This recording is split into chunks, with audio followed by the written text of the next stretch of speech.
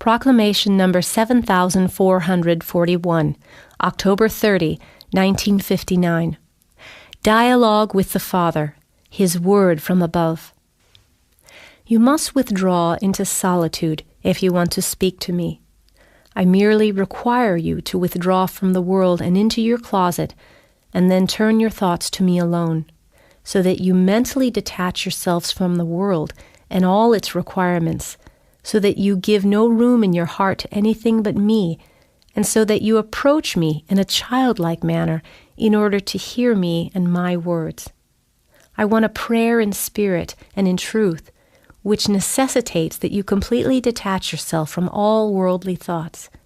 It necessitates listening within, a silent dialogue with your Father, and an attentive ear within for what answer your Father might give you. Your words will not remain without reply, if only you listen for it, if you truly desire a dialogue, so that you address me and subsequently wait for what I have to say to you in response. This private dialogue with my child is exceedingly pleasing to me. After all, the child is opening its heart to me so that I can provide it with an answer which is intended only for the benefit of its soul. Yet I can never do this in the midst of the world, when the human being is distracted in every way from heartfelt thoughts of his eternal Father. He can certainly send a quick prayer up to me even in the midst of the world, and he will be well advised if he tries as often as possible to send a short thought to me and thereby remains in constant contact with me. But a right prayer in spirit and in truth, when he may distinctly receive my fatherly love, can only take place in the closet of his heart, in silent retreat and the heartfelt devotion of the child to its father. Then peace will enter the person's heart, and he can hold a heart-to-heart talk with the Father. And he will never regret spending any spare time in such silent dialogue, because I very gladly speak with my child, and it will draw much benefit for its soul from every conversation. Detaching himself from the world will often be difficult for a person. My adversary will hinder him from doing so in every possible way. Time and again he will try to disturb or prevent it. But the human being's will should be stronger and resist my adversary.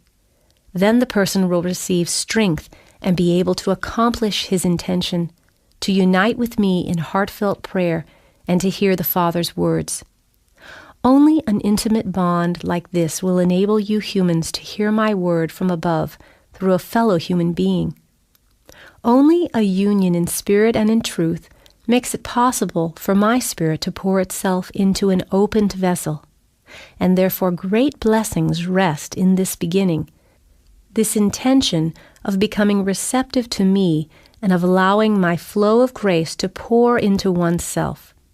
For countless souls participate in the transmission of my word, which also desire to hear the Father's voice, and with heartfelt longing are waiting to be addressed by the Father. You should all draw into solitude and listen, and you may truly hear your Father's voice. It will sound to you like pleasing music, for that which comes from me can only grant you happiness and blessing. That which comes from me has to touch your souls like exquisite nourishment for which you long and which you will receive without limitation as soon as you desire it. Send a prayer up in spirit and in truth. Lift your thoughts to me and listen, and I will speak to you like a father speaks to his child, and your soul will cheer and rejoice at every word that comes forth from the mouth of God. Amen.